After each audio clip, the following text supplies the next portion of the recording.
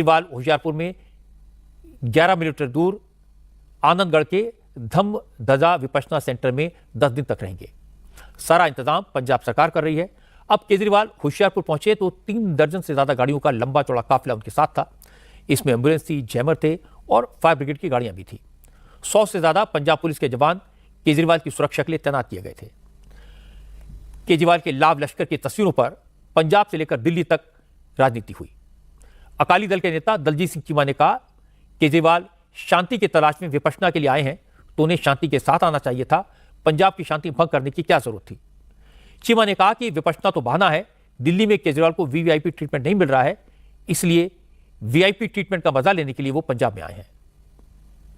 हमारी पार्टी के एक वर्कर ने मेरे से टेलीफोन पर बात करके पूछा कि आज होशियारपुर के हमारे जंगल में पता नहीं क्या हो गया, इतनी पुलिस जा रही है जंगल में कि सभी जंगली जानवर भी भयभीत है, पंछी भी भयभीत है।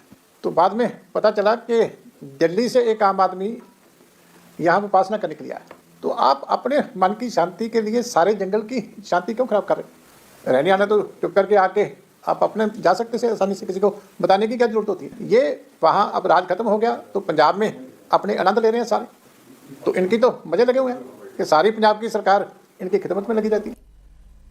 अरविंद केजरीवाल और भगवंत का ये था कि जिसको सिक्योरिटी चाहिए वो सियासत छोड़ दो। और मुझे अफसोस है कि कल जो केबल कार्ड था 32 गाड़ियों का था और ये खुद लैंड क्रूजर में बैठे हुए थे। जब चीफ मिनिस्टर थे एक Z security ministry of home affairs ने दे रखी थी और वहां एक ही चीफ मिनिस्टर था सारे देश में जिसको second Z security Punjab government ने प्रोवाइड करके रखी। और कल देखिए जाना आपने विपासना पर है मेंटल पीस के लिए, और आपने तो पंजाब वालों का मेंटल पीस खराब कर दिया। और अगर जाना भी है केजरीवाल साहब, सबसे ज्यादा जरूरत तो भगवंत को है जो ना मेंटली स्टेबल है ना फिजिकली स्टेबल है, उसको विपासना पर लेकर जाए। क्योंकि इनका होशियारपुर में रहना और भगवंत के ब्लड प्रेशर का आपस में सुमेल है। जब ये जाकर वहां बैठेंगे उनका ब्लड प्रेशर खराब होगा।